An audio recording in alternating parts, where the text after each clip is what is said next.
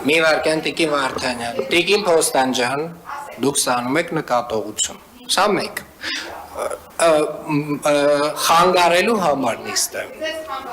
Այո, խանգարում եք, չէ, գիտեք, երբ որ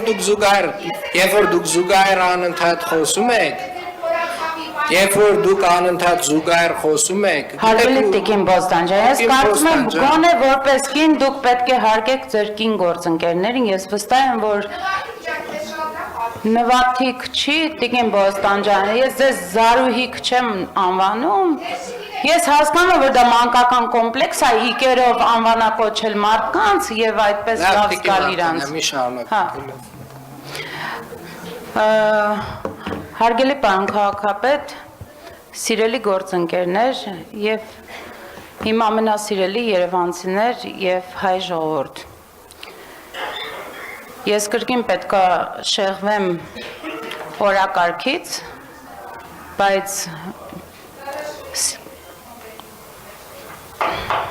Տիկին Փոստանջան, Ջորջան, լավ լռություն էլ։ Ես այսօր ուզում եմ բոլորիս հիշեցնել, ցավով պետք է նշեմ, որ բոլոր պատմաբանները, հայ հրապարակախոսները եւ գրականագետները շատ ավելի շատ են եւ մեր դպրոցական եւ համալսարանական կյանքում շեշտվում, քան Լեոն, բայց ես այսօր Լեոյից, պատմաբան Լեոյից պետք է մի հատված կարդամ եւ շարունակեմ խոսքս,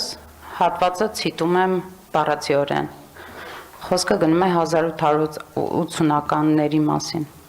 Կոմիտեն մի ամբողջ խումբ կազմակերպեց Շուշիի դատարկապորտ երիտասարդներից, որոնք ամեն տեղ հայտնի էին Լոթի անունով։ Մինչև Թիֆլիս հասնելու համար, ուր նրանք պիտի մտնեին կենտրոնական կոմիտեի տրամադրության տակ, այդ լոթիները բավականին փող ստացան, իբրև ճանապարհածախս, բայց դուրս գալով Շուշիից, միայն մի քանի վերստ գնացին մի կողմ թողնելով խճուղին, գնացին Խանքենդի։ Եվ մի ամբողջ շաբաթ քեֆ անելուց ու փողերը մսխելուց հետո վերադարձան քաղաք։ Եվ այստեղ պատմաբանը մի ընդհատեք, հարգելի Տիկին Փոստանջան, ես ձեզ իկերով չեմ դիմում,